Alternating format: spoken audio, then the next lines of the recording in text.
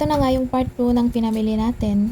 Uwi na nga ako niyan sa bahay kasi baka gising na si Era. Nilapag ko nga muna yung binili ko kasi titingnan ko kung gising na siya. Tulog pa nga siya at ayusin ko muna yung pinamili ko. Sa Pure Gold pala ako namili ng mga kakailanganin namin. Kaya pala kulay blue yung plastic niyan kanina. Tinoble ko lang, binili ko yun sa palengke kasi nabutas yung plastic. Unti lang pala yung pinamili ko, yung mga importante lang na kailangan namin sa pang-araw-araw. Sadya ko lang kasi talaga yung gagamitin ni Era sa school. Sukan na pala nila next week kaya bumili na ako ng pambaon niya. Nasanay kasi siya na lahat ng binabaon niya ay galing dito sa bahay. One time kasi binigyan ko siya ng pera, hindi niya ginastos, nandun lang sa wallet niya. Hindi ko alam kung bakit. Minsan nga kapag may nakakalat na pera, wala siyang pakialam. Kapag nga may gusto siyang ipabili, bibili niya daw yun kapag may extra money daw kami. Fast forward nga, ito na yung gamit namin dito sa bahay na pinamili ko. Inayos ko na para pag gising ni Era ay siya na lang yung aasikasuhin ko. Masaya nga ako kasi kompleto na naman yung mga gamit namin na kailangan sa araw-araw. Thank you Lord sa blessings. Kapag isang nanay ka na kasi, ang kasiyahan mo na yung mga gamit sa bahay. Pero pagdating sa mga gamit nating mga nanay, iniisip muna natin kung bibilhin ba natin o hindi. Ito na nga sa wakas ay natapos na ang pag-aayos. Fast forward nga, ito nga yung mga binili ko na gamit ni Era. Ito na lang kasi yung wala sa kanya. Kasi yung iba niyang gamit nabili ko na nakaraan pa.